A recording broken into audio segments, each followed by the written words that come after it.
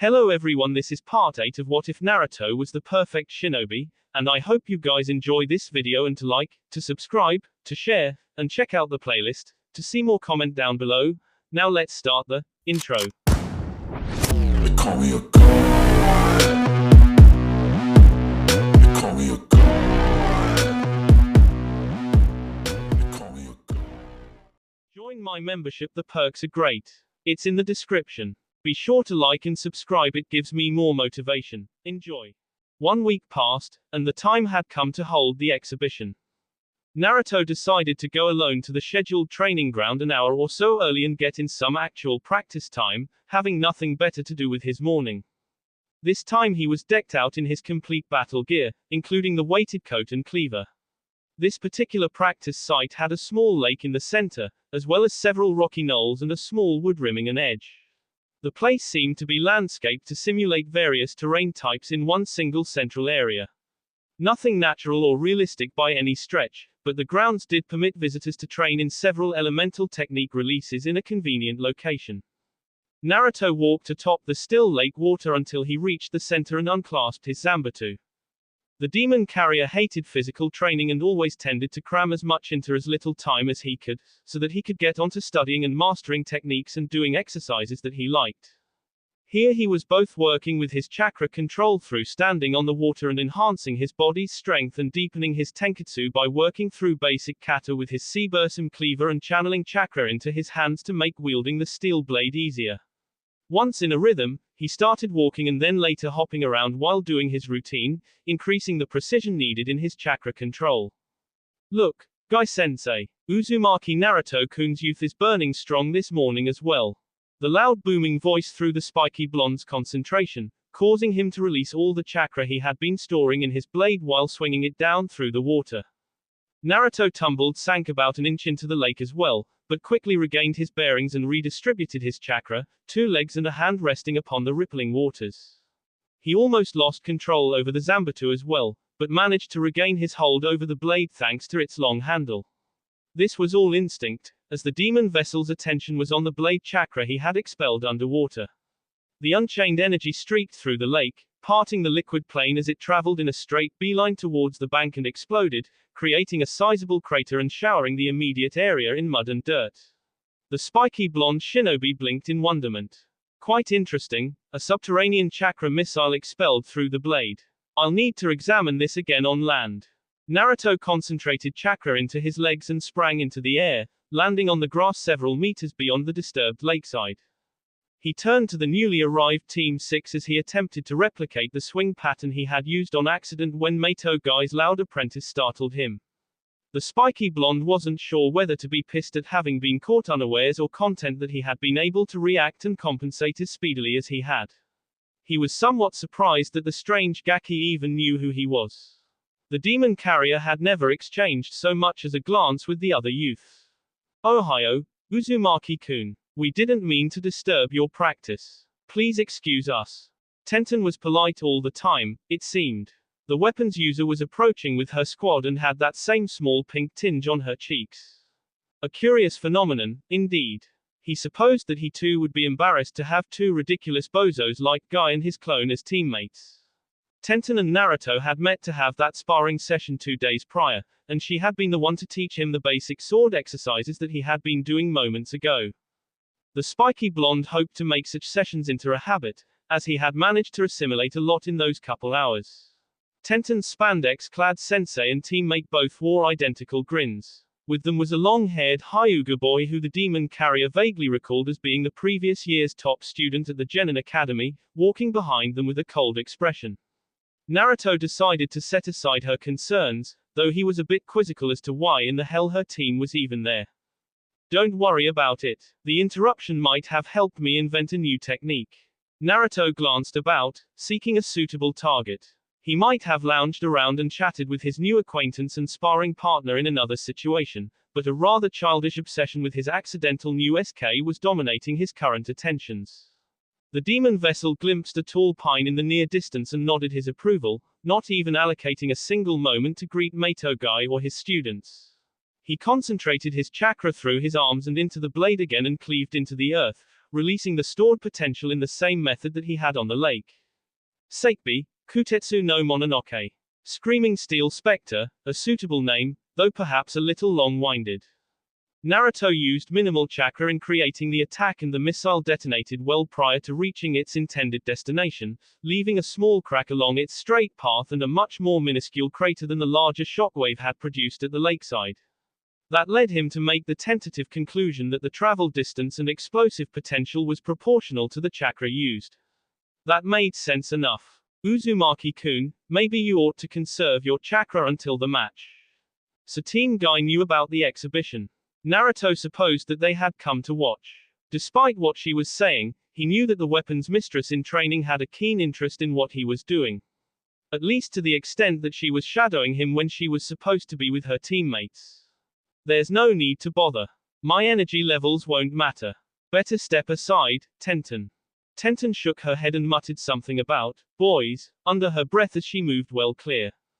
Guy and Caterpillar Brows were having an animated discussion as the Hyuga stood in an isolated shaded spot with his arms crossed observing what the spiky blonde was occupied with. Those milky eyes betrayed nothing, the demon carrier noticed on a look. There weren't many among Konoha's youth who could stare down Naruto and not react to his presence at all. Aburame Shino was the one other that he could recall. Seikbi Kutetsu no Mononoke. The second test had as much chakra behind it as Naruto could muster without either placing serious strain on his arms or risking breaking the Zanbatsu. This attack tore through the soil and upturned the ground as it moved at rapid speed, zigzagging about in an almost indiscriminate route in the general direction that the demon carrier had aimed. The underground missile veered right and streaked well beyond the tree that Naruto had chosen as his target, eventually colliding on its haphazard course with a large boulder and let out a massive chunk with a loud explosion.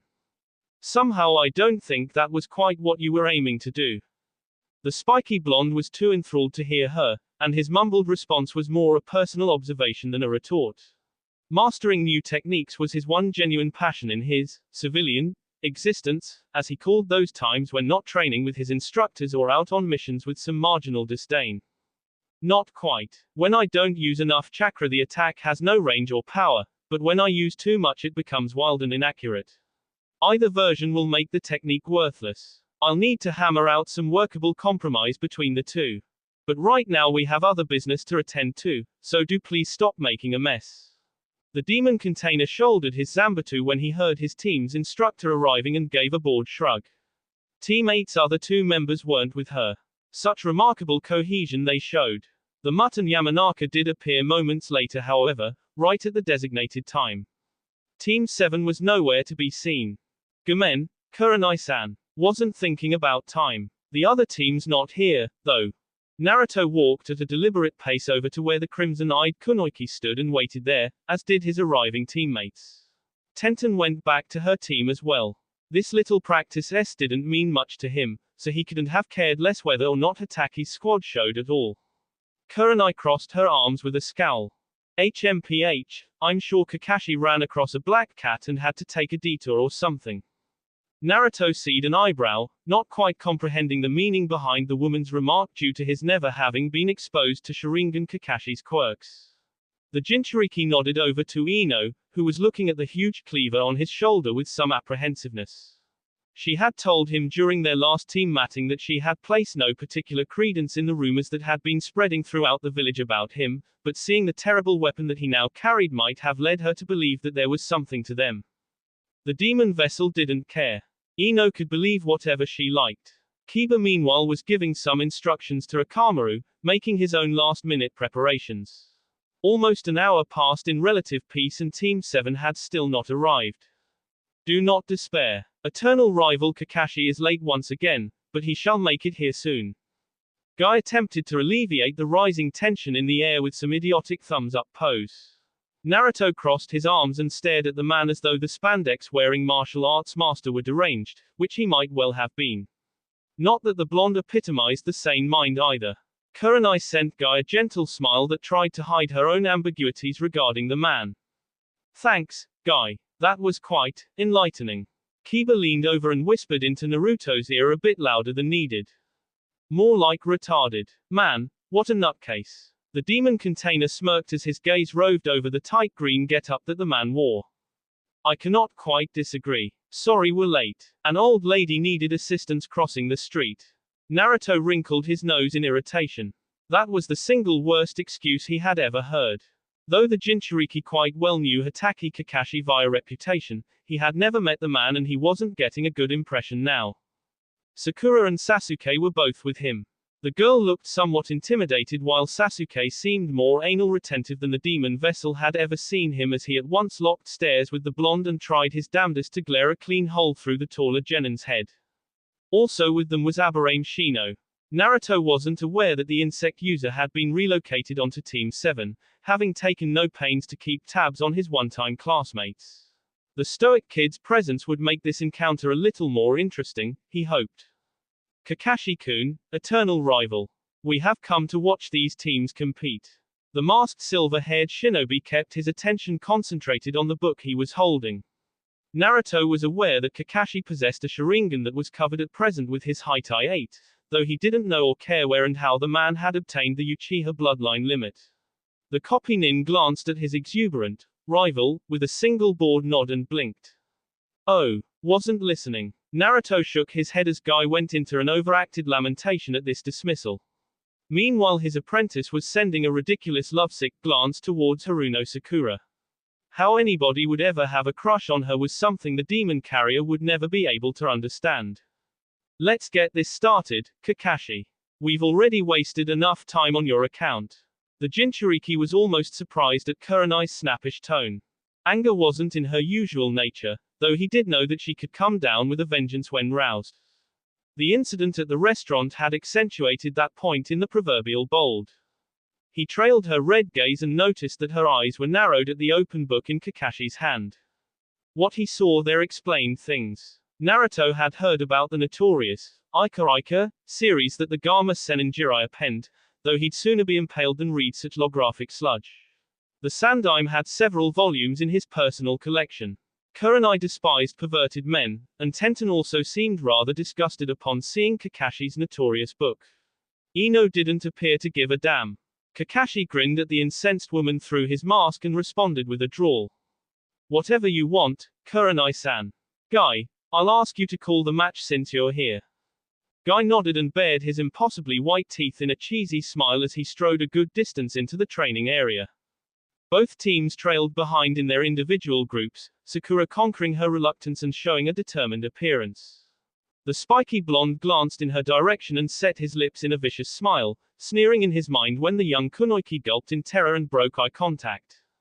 He could sense the Kyuubi mirroring the gesture, which indicated that he was watching the game too. The mutt cracked his en and loosened his shoulders at Naruto's side, Akamaru growling with canines bared. Sasuke was situated opposite Naruto, making his intended opponent clear as he took several shuriken and crouched into position. Aburame stood in an unreadable position but was also prepared to go at a moment's notice. Haruno and Yamanaka eyeballed one another with mutual dislike as each girl drew a kunai. We'll continue until one team is no longer conscious or surrenders. Hajameru. Mato Guy accompanied his shout to begin with his trademark, nice guy, pose and grin that seemed most inappropriate given the situation. Sasuke leapt backwards into the air at once and hurled his shuriken down at Naruto. The spiky blonde swayed out to the side with instinctive ease and the metal-throwing stars embedded in the soil. Sakura and Ino were occupied with attacking one another in the near clearing. Naruto hurled his Zanbatsu into a tree trunk in order to dispose with its weight. He could retrieve it later should need arise. Shino seemed to consider attacking the demon carrier as well, but reconsidered the idea when his blue eyes snapped over in total awareness and he sneered. Don't you even think about it, Croach. The Aburame didn't react to the obvious taunt. Naruto saw Uchiha rebound against a tree and streak back down at him with a drawn kunai. Meanwhile Kiba tossed Akamaru a soldier pill and the spiky blonde noticed the pup's snow-white coat beginning to change to a violent red, but turned his attention back to the nearing Sasuke in time to step back, resulting in the would-be Avenger's downward swipe connecting with nothing except air. Sasuke tried another precise swing but Naruto parried the strike with his Kevlar Braca and snapped two rapid punches into the boy's mug and spun, then sending a savate kick into the Uchiha's stomach, causing the smaller shinobi to stagger and grunt as the air stored inside his lungs was expelled. Those plated boots packed a sting. Come on now, Avenger. I know you can do better than this. Naruto was so used to having Anko taunt and belittle him without compassion during training that he couldn't resist abusing the advantage now that he was wearing the proverbial other shoe. She did so to motivate him into trying harder, but the demon container was provoking Sasuke with a more malicious intent. Once he chiseled past the Uchiha's cold and brooding exterior and gotten him riled into a blind rage, then the real entertainment could commence. Sasuke snarled and attacked again, this time with some considerable king intent. So violent, when this was supposed to be a mere spar. I'll teach you not to mock my path, Uzumaki. You don't know anything at all. The spiky blonde sked and caught the raven-haired Genin's wrist, twisting and pulling Sasuke into a clinch. The kunai came loose and clunked onto the grass. Naruto threw a vicious knee strike that his opponent managed to catch with his other hand but lacked the strength to outright halt, and so he still took considerable damage to his ribs along with a severe bruise on his hand. A high tie 8 assisted headbutt dizzied Sasuke and a hard thrust kick to the sternum sent him soaring back into the same tree where Naruto's Zanbatsu was embedded into the trunk. To Uchiha's credit, his body morphed into a log as it made impact, indicating that he had managed to do Kawarimi despite being dazed. I know that you're too weak, Uchiha. You'll never even touch Itachi at this rate. Sasuke's countenance turned mouse at his brother's mention. Naruto glimpsed Kiba battling against Aburame, and the mutt wasn't doing all that well. Shino's moves were much crisper and more practiced than the Inuzuka's. The bug user had trained and studied hard during their Genin Academy years, while Kiba had been more or less content to coast. The distinction was becoming apparent. The demon carrier would need to either incapacitate or distract Sasuke soon, or else he would be dealing with a double onslaught once the mutt went down. Tell me everything you know about Itachi. You know more than you should. But you said I knew nothing at all moment ago. Make up your mind, Sasuke-kun. Naruto snided the addendum onto the Uchiha's name. The hook was now baited and all that the spiky blonde shinobi needed to do was cast it into the water. Sasuke leapt over the taller Genin's head and landed to his position, then started making hand seals. The demon carrier recognized the sequence and started his own at a much more rapid pace. Excellent, this exchange would give him the opening that he wanted. He could have laughed at the Uchiha's smirk when he turned around. Kaiten, Gukakyu no Jutsu. Doten, Doryuheiki. Naruto spewed out mud in a viscous stream to create a sizable wall between him and Sasuke's grand fireball. An advanced protective technique he'd learned about a year ago with Sandaim's permission. The intense heat baked the mud into clay, but more important to the demon vessel's scheme, also rendered Sasuke unable to see him at that moment. He disappeared into the near woods and perched onto a branch where he could observe without being visible. The two girls were having a grand Genin Academy contest in the distance, the great struggle being to decide who could do Kawarimi more times as Sakura and Ino moved about and chucked kunai and shuriken at one another and exchanged some substandard hand-to-hand blows when at close range. Embarrassing to say the least, but Naruto hadn't expected more. Kiba was now looking disoriented and battered, though Shino had taken a hard blow to the cheek and was sporting a bleeding bite wound below his kneecap. Rather than keeping things within suitable limits, Guy looked to be cheering on everybody's exuberance while thundering about springtime and burning youth power. Naruto watched Sasuke appear atop the created wall and narrow his black eyes when his opponent was no longer present. Now was the time to ensnare the hot-headed imbecile. Magen, Teki Tachaku. The spiky blonde layered his own original illusion technique in a large radius around the Uchiha and sent down a shadow clone to engage him with certain instructions. Naruto used much more chakra than usual in order to make his doppelganger strong and durable, as he would need it to last a while. He needed to help Kiba but also didn't care to reveal his stronger techniques with all these observers about, Sharingan Kakashi in particular. He wasn't likely to have anything in his arsenal that the renowned copy Nin didn't, but there was also a chance that he did, and Naruto wasn't about to share anything with the man. The illusion technique he used would cause the target to perceive the closest opponent as his or her most loathed person. Sasuke's initial incredulity turned into outright hatred, and the Naruto clone spoke in the demon carrier's voice, though Sasuke's mind would perceive it to be his brother's. Very disappointing, Ototo. I can see now that sparing you back then was a waste. Uchiha, Itachi, I'll K you. And you're next, Uzumaki, you traitor. The real Naruto shook his head in disdain on his perch. That technique should not ever have worked, but he had known that it would have. No shinobi with any common sense would accept that their worst antagonist would magically appear during some random battle, but Sasuke was so riled and so dominated by hatred that the illusion had taken root in his mind at once, and he was so enraged that he wouldn't even consider the obvious. Falling into such a blatant snare, pathetic, so careless and impulsive. Finish him, brat. There's no point in waste any more time with that imbecile. The demon sometimes chose the oddest moments to make his presence known. I'd rather watch him squirm. He's locked under my power now, no need to rush. It's your battle. Don't whine when this comes back to bite you in the tail. The demon carrier smirked inside his mind as Sasuke attacked with a battle cry and the Naruto shadow clone, Itachi, dodged the wild blow with ease. This kid was an emotional head case. The spiky blonde moved through the trees, leaving Uchiha to his induced madness, and landed on the ground near where Kiba and Shino were still going at it.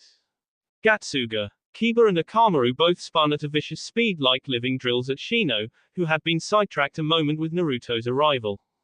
The Aburame exploded into a Kikai cloud when hit and the destruction bugs latched onto Kiba and siphoned his chakra to nothingness within seconds, sending the spent Inuzuka into unconsciousness, or so it seemed at the moment. The mutt exploded in a smoke cloud, revealing a downed and twitching Akamaru as the one who had taken the previous attack.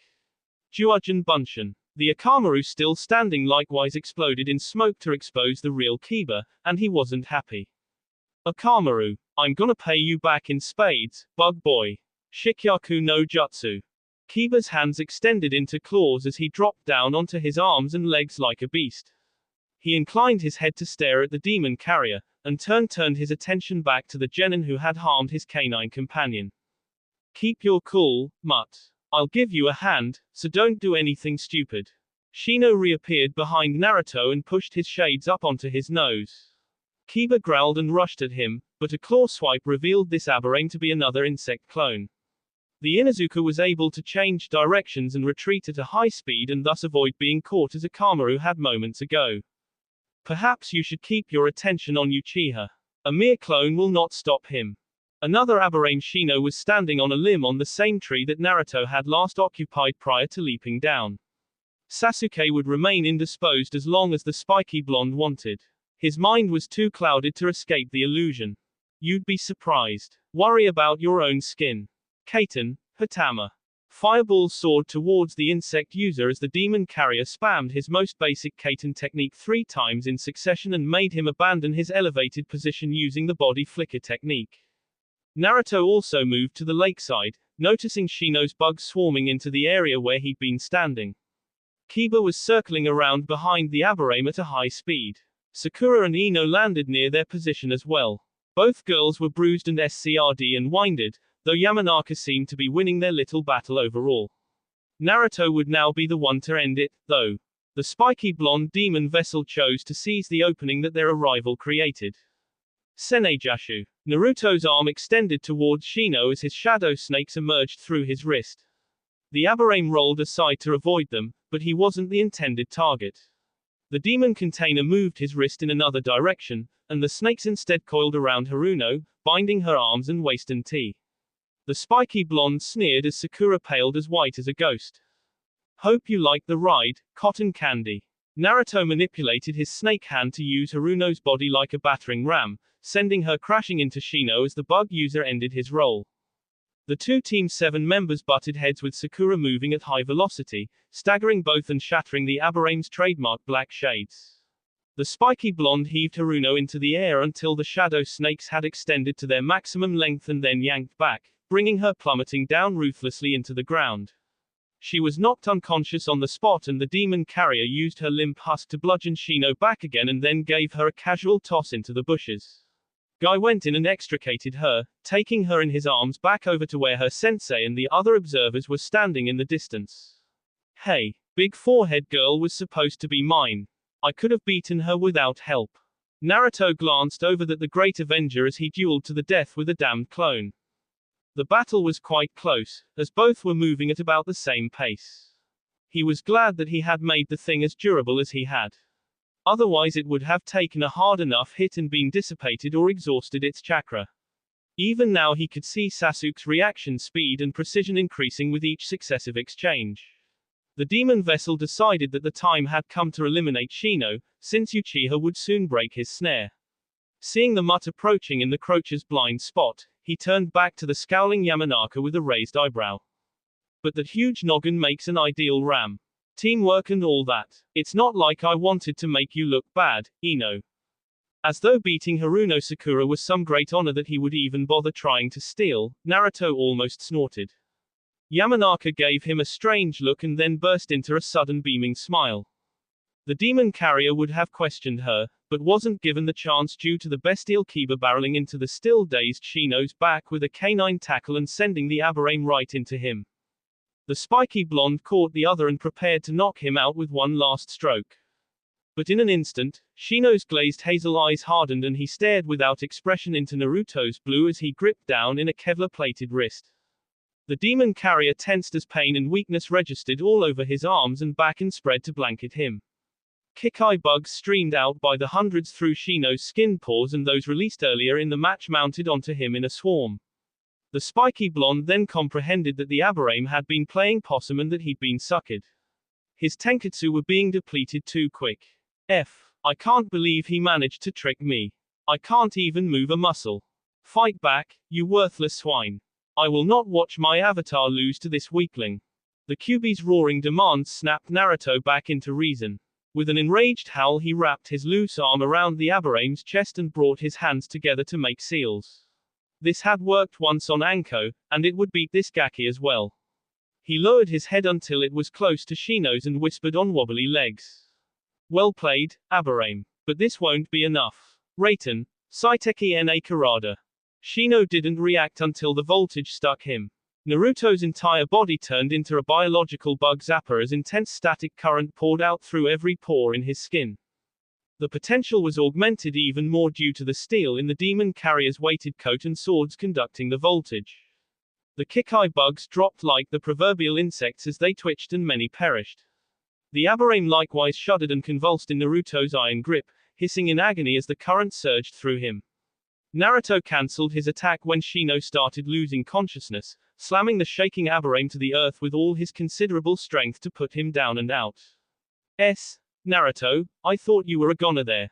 I'd have tried to help, but...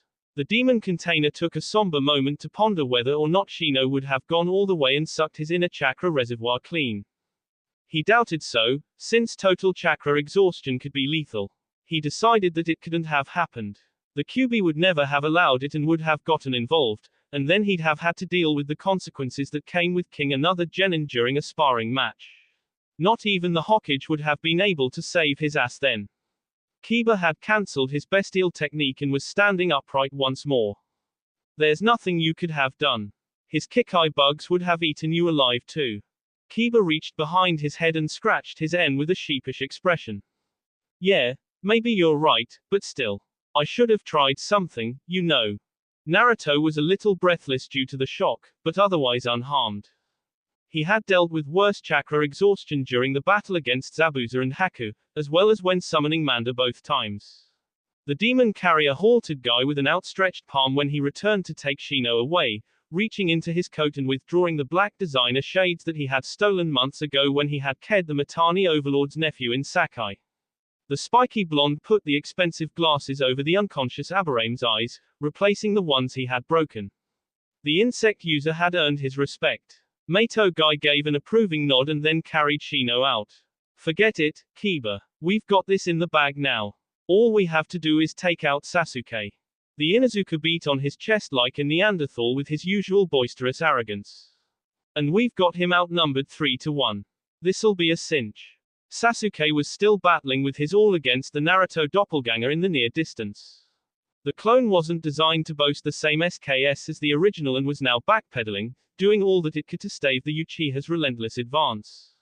The Cage Bunshin did a Kawarimi to avoid Sasuke's grand fireball, causing its creator eyebrows to shoot skyward in total surprise.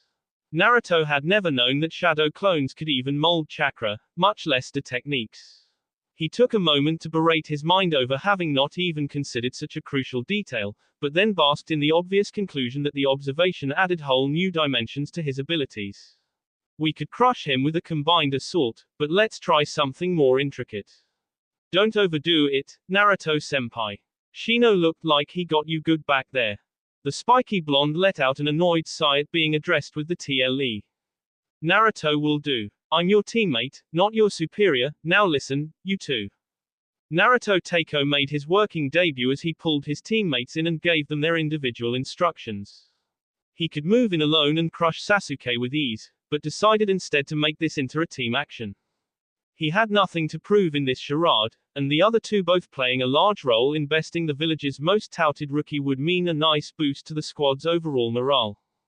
The Mutt and Ino both had some reservations, as the demon carrier's plan would have them each do something they'd much rather not. Still, both agreed to go along with the scheme in the end. Naruto created 2 additional shadow clones, which he ordered to henge themselves to look like Yamanaka Ino and Aberrane Shino and lie on the ground pretending unconsciousness. Henge no Jutsu. The real Ino grimaced in distaste as her appearance changed into Haruno Sakura's and she moved opposite her 2 male teammates while drawing a kunai, as though she were locked into a battle against them. The spiky blonde then let out a slight vindictive smirk as he at last dispelled the illusion that was locked in and around Sasuke. The Uchiha's eyes widened as Itachi turned into Naruto, who gave a mocking little wave goodbye as he vanished in a smoke cloud when his creator dismissed him. And those disbelieving eyes were crimson. So the impotent Uchiha had somehow unlocked his much overdue Sharingan during the battle. Kiba noticed as well and nudged his side. Hey Naruto, take a look at his eyes. They kinda look like Kurenai Sensei's. The demon carrier shook his head. The Mutt should have known what he was seeing. Naruto beat back the annoyed twinge that shot through him at hearing Kiba compare Kurenai's gentle and alluring red eyes to the madness that was the Uchiha bloodline limit. The connotation bothered him, and he didn't quite understand the reason. That's the Uchiha clan Dujutsu, the Sharingan. An obstacle, but it doesn't matter. Let's go. Kiba nodded and leapt at Sakura, who moved to avoid and allowed the Inuzuka to back her towards Sasuke's position, making some vain counterattacks here and there to sell the illusion that the two were indeed involved in a struggle. Meanwhile Naruto moved towards the would-be Avenger again, meeting that crimson gaze without hesitation. Uzumaki. The spiky blonde gave a little mocking bow to the incensed Sasuke. The real one this time. I do hope you like the genjutsu. My own invention, you know. Sasuke snarled and attacked. The demon vessel doubted that the raven-haired genin was even yet aware that he had unlocked his Kekkei Genkai. The Uchiha's punches and kicks were much quicker and more accurate, and Naruto was even hard-pressed to block the other shinobi's strikes with his weighted coat on. Sasuke now outclassed Haku in raw speed. The demon container had never gone against the Sharingan in combat and had to acknowledge that it was equal to its reputation. Naruto managed to snare Sasuke's arms through catching 2 successive punches and shoved him backwards into a tree. Once again it was the same tree where Kubakiri Haucho was embedded deep within the trunk.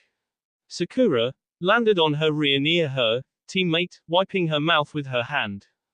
Sasuke-kun, your eyes. They're red. Sasuke blinked and his brow knotted in perplexity as he gazed at his image mirrored in Naruto's Haitai 8. He then let out a smirk that threatened to split his cheek, Sharingan eyes glittering with pride and accomplishment. The Sharingan, at last I've attained my birthright. Stand behind me, Sakura. I'll handle this. Sakura grinned evilly as she moved into position behind the Uchiha. A second later, his crimson eyes widened in shock and then went slack as the disguised Ino used the Yamanaka trademark Shintention no Jutsu and possessed Sasuke's body. The henge on her own unoccupied husk dispelled on its own without a consciousness to maintain it and reverted to Ino's original appearance as it slumped to the ground. Naruto dispelled his own 2 disguised shadow clones, no longer needing them to assist with the ruse. Sasuke pranced around a moment as Ino looked over her temporary host.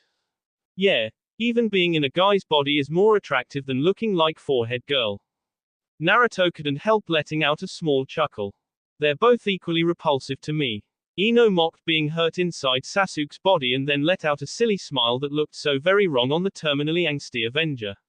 She then used her patented C pose and winked suggestively at her 2 male teammates.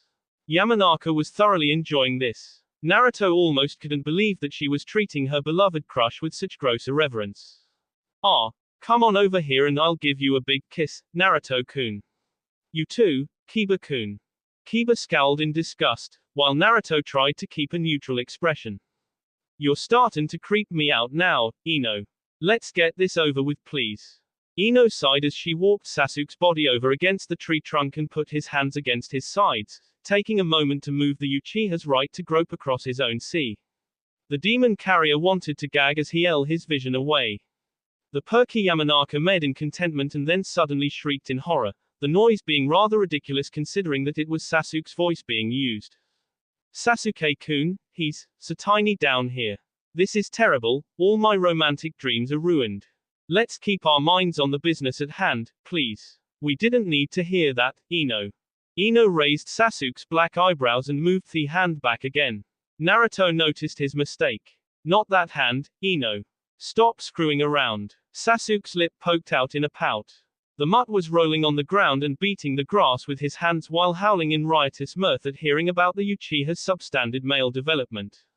Kiba was still snorting as he stood and reached into his equipment pouch to withdraw a spool containing steel wire. The Inuzuka ran around the tree trunk and bound the possessed Sasuke so tight that not even the greatest escape techniques would be able to liberate him.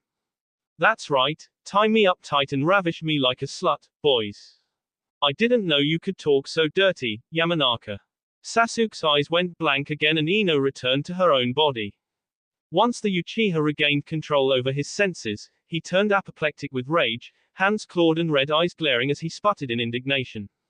On the ground, Yamanaka extended a demure hand and looked at the demon vessel, who took the hint with a sigh and helped her stand.